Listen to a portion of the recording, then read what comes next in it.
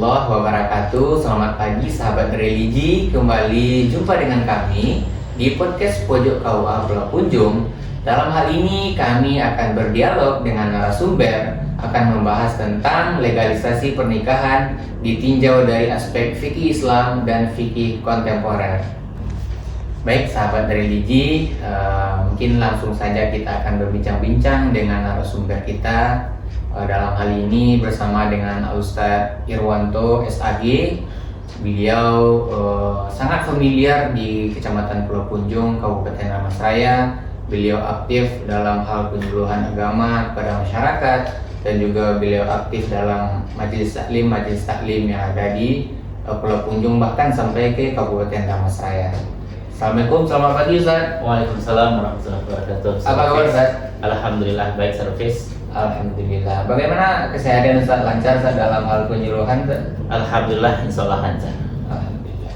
Oke sahabat religi, mungkin langsung saja kita akan mencoba menggali lebih dalam bagaimana pandangan fikih Islam. Kalau kita tinjau dari fikih Islam dan juga hukum positif, kita kaitkan dengan legalisasi pernikahan atau pencatatan pernikahan.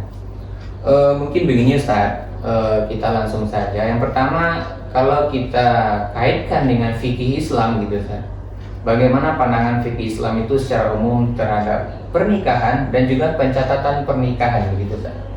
Baik, Service. Perlu kita ketahui pernikahan itu sah dilakukan apabila memenuhi rukun dan syarat. Iya. Dalam fikih Islam, pernikahan bagi umat Islam itu rukunnya ada dua orang pengantin, laki dan perempuan. Ada wali nikah yang sah menurut aturannya, lafaz ijab kabul, dua orang saksi yang adil, dan syaratnya adalah mahar, penyerahan dari seorang laki-laki kepada perempuan dalam hal pernikahan. Apabila ketentuan itu sudah dipenuhi antara rukun dengan syaratnya, maka pernikahan sah. Namun ulama fikih kontemporer menekankan ada maslahat ketika pernikahan. Apa itu? Perlunya pencatatan pernikahan. Bagi umat Islam, pernikahan harus dicatatkan di kantor KUA berdasarkan peraturan pemerintah dan undang-undang tahun 1974. Pernikahan itu sah apabila dilakukan pencatatannya oleh kantor KUA. Hal ini bertujuan untuk melindungi seluruh masyarakat dan umat Islam. Apabila nanti dibutuhkan bukti dia sudah menikah, maka bisa dicek di tempat dilangsungkannya pernikahan, di kecamatan, di tempat dia melangsungkan akad nikah. Begitu, terima kasih banyak Ustaz. Luar biasa sekali sahabat religi. Kemudian kalau kita kaitkan juga Ustaz, pandangan ulama-ulama kontemporer yang menyusun bagaimana pencatatan pernikahan itu harus penting begitu Ustaz. Bagaimana sebenarnya pandangan ulama kontemporer ini terhadap sebegitu pentingnya pencatatan pernikahan ini gitu Ustaz? Pencatatan pernikahan itu adalah suatu ketaatan seorang masyarakat kepada imam, atau disebut dalam kaidah fikih tasarruful al-imam, maka kewajiban taat dan patuh. Kenapa taat dan patuh? Sebab nanti data itu dibutuhkan karena si A sudah menikah pada tanggal, tahun, dan bulan itu tersebut, maka bisa dibuktikan. Hal ini dilakukan untuk menjaga kemaslahatan. Karena tanpa adanya pencatatan pernikahan, maka masalah akan muncul. Di antaranya anak tidak mendapatkan kepastian hukum, istri tidak terlindungi, dan mungkin akan gampang memicu pernikahan siri ataupun poligami tanpa izin. Maka hal itulah pandangan ulama kontemporer menegaskan tasarruful imam atau ta'abbud kepada imam, taat dan patuh kepada pemerintah sangat diutamakan dalam hal ini.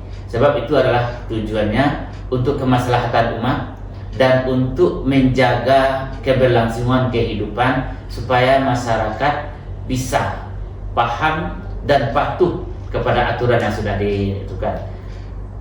Ulama fikih kontemporer memandang ini, fikih itu dijalankan tetapi harus ada andil pemerintah untuk hal demikian. Alhamdulillah di Indonesia fikih dilengkapi dengan undang-undang dalam melaksanakannya.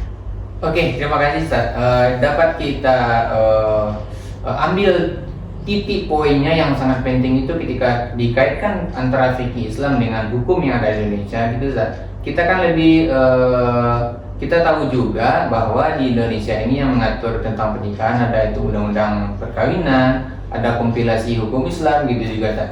Lalu kalau kita kaitkan dengan fokus pencatatan pernikahan ini Ustaz, bagaimana hukum positif di Indonesia itu mengatur dari segi substansinya ataupun urgensi dari bahwa nikah itu memang harus tercatat begitu Ustaz.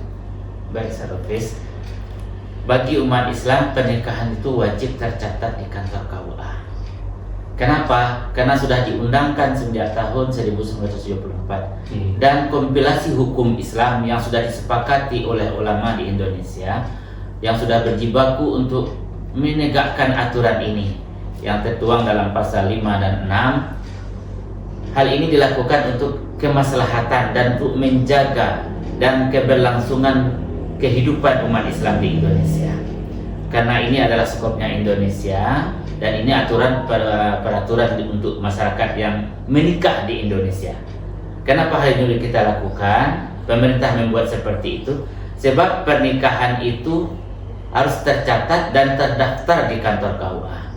Kenapa demikian? Karena setiap ada kegiatan, setiap ada sesuatunya, maka perlu diketahui. Berdasarkan aturan, setiap anak yang terlahir diminta siapa bapaknya dan siapa ibunya terlihat dari dibuktikan dengan adanya buku nikah.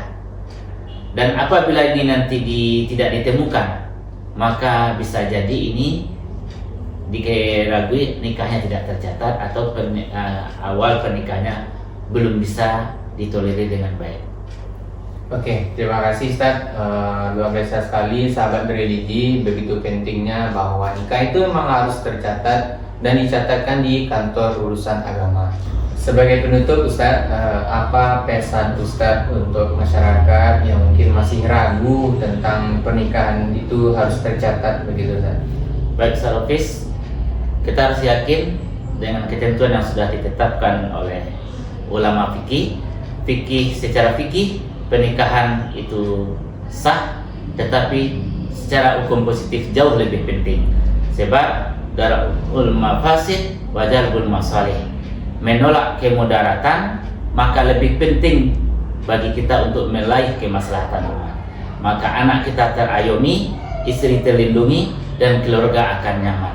Maka keuntungan bagi kita masyarakat Islam dan bagi umat Islam itu adalah ada kepastian hukum dan kita taat kepada pemerintah yang sudah mengatur tata kehidupan beragama dan bernegara di lingkungan kita. Maka hal ini akan mendapatkan kebaikan untuk anak keturunan kita untuk masa yang akan mendatang. Taat kepada pemerintah adalah bagian dari iman dan keyakinan kita bernegara. Masya Allah, luar biasa sekali sahabat religi.